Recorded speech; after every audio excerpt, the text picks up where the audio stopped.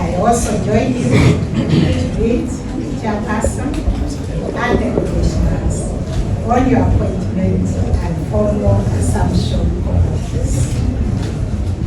Today marks the beginning of a great public duty, one that demands not only competence and courage, but also a firm and unwavering commitment to constitutionalism, impartiality, and the democratic aspirations of the people of Kenya who represent.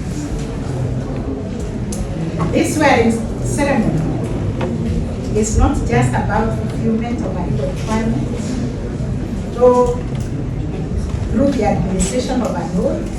Rather, it is about the transfer of trust that Kenyans have transferred to you.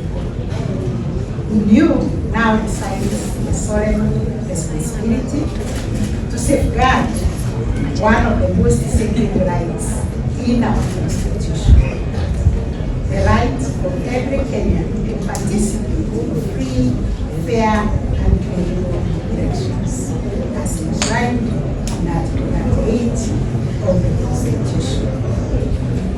You are taking office at a time when our nation is undergoing a period of great reckoning, a moment when Kenyans, especially our young, are expressing discontent, are expressing frustrations with public institutions. The cry from every corner of our nation is for integrity. The cry from every corner is for transparency, accountability, and justice. And it is against this backdrop that your mandate acquires even greater weight and urgency. Our country must be built on the bedrock of true democracy, and it is your duty, Honorable Chair and Commissioners, to ensure that this is preserved and is honored. It is also unfortunate that the process of recruiting you as the chairperson and commissioners was wrong and protracted. The term of the previous commissioners ended over 2 years ago, leaving this critical institution without its leadership and unable to discharge the constitutional mandate. We always say, law abhors vacuum. This institutional vacuum has delayed several key processes that are vital to Kenya's democratic health. Now that the commission has been constituted, it is imperative that you move with speed to undertake the critical constitution and administrative functions that have remained in abeyance, and to begin in earnest and timely preparations for the 2027 general elections. The IEBC, as a constitutionally independent body, is not merely an election managing institution. It is one of the cornerstones of Kenya's constitutional democracy. Your work directly impacts the legitimacy of the government, the stability of our nation, and the confidence of the people in the rule of law and democratic governance. You are now the custodians of a process that has in the past defined the trajectory of our nation, for better or worse. Let me echo the words for better or worse, as often said in the church by the priest while solemnizing marriages. I am emphasizing this because Kenya belongs to the entire population of 50 million plus Kenyans, who all have rights. These rights are spelled out in the Constitution and other laws. these rights are not preserved over few Kenyans. Kenya does not belong to politicians. It does not belong to the judiciary. It does not belong to the IEBC, the police, or any other institution. Kenya belongs to all of us. And no one has a right to trample over others.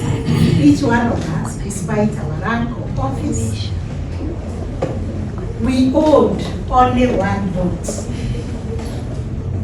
Those of us who are privileged to occupy public offices occupy them on behalf of Kenyans, and therefore we must always humble ourselves and deliver services to Kenyans with grace and humility according to our Constitution and statutes.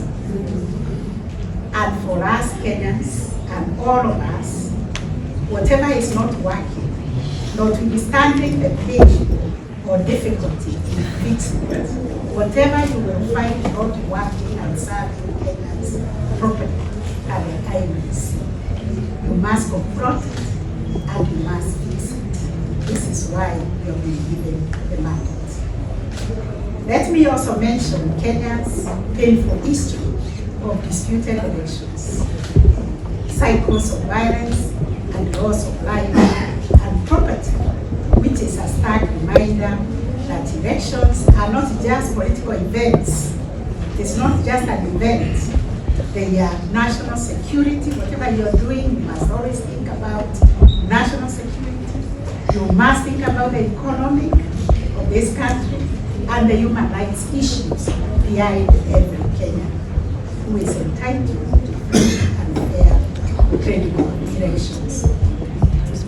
It is in response to that history that the framers of the 2010 Constitution embedded a strong legal and institutional guardrails, such as the IEBC, yourselves, protect the integrity of the electoral process. May the first prefix of the independent, honest, sound, and their tone all the time, especially if there will be a time when anyone or any institution will attempt to interfere with your decision-making independence.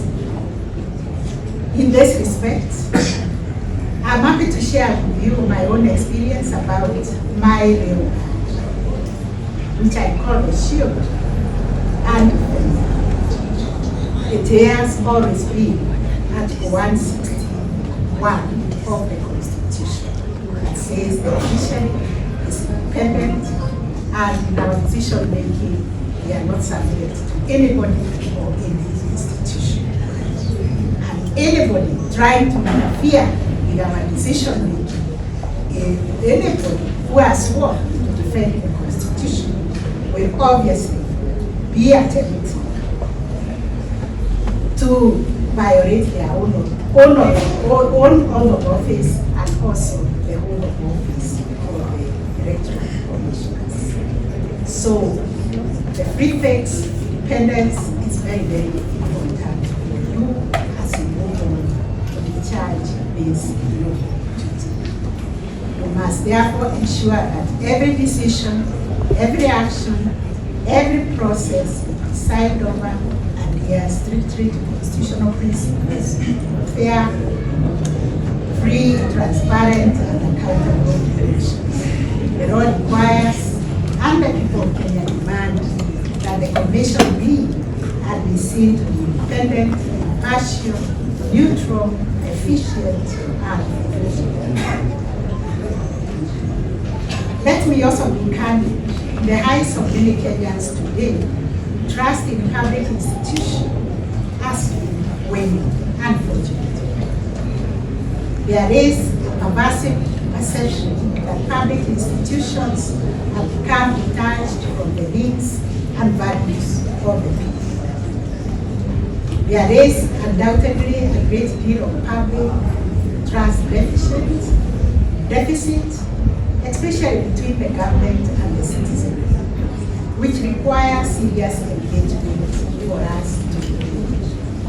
Being a woman of faith and listening to many Caribbean calls,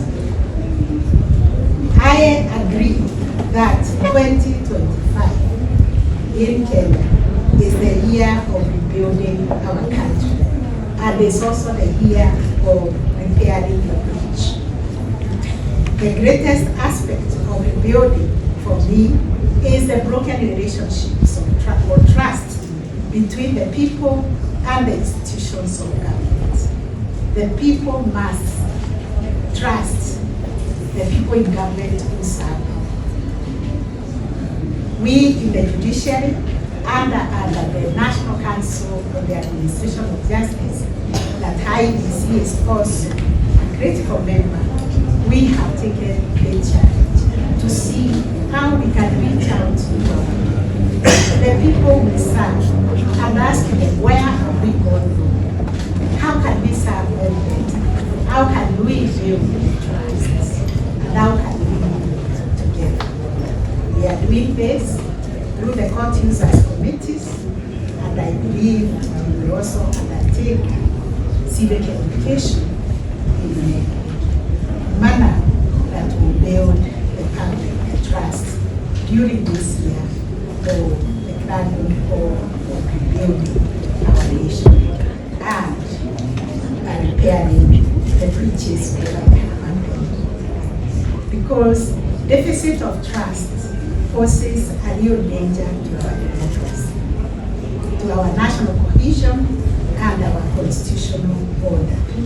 We must rise above this crisis of confidence. More than perhaps any other institution in the system, you, the IEBC, must hand the trust of the people through your conduct. You must always ask how the decisions you make, just like you do the judiciary, impacts on the society. You must also be very, very aware about your integrity. This journey begins today. The hold you have taken must be the compass that guides all your decisions and conduct. It invites you to be married to the Constitution, as the previous speakers have said, and also to the law. It commits you to serve the people of Kenya diligently and honestly. It reminds you that public office is one of public trust. As we look ahead to the 2027 general elections and also the upcoming by-elections, the stakes will not be high. The Kenyan people are watching. They expect nothing less than a commission that will deliver an electoral process that is peaceful, legitimate, transparent, and verifiable. This is your constitutional calling and your historic duty. I urge you to remember that democracy is not sustained by the laws and institutions alone. It is sustained by the trust, by fairness, and by the collective belief of citizens that their voice and their vote will matter. You have the opportunity and the obligation to restore and strengthen that belief.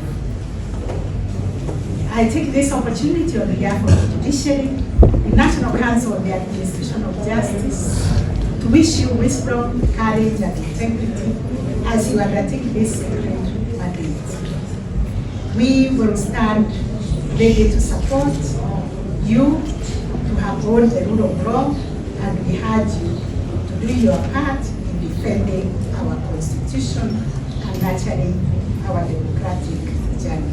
May God bless you. May God guide you. And may God shine His light upon you every day as you set out to serve Kenyans. Thank you very much.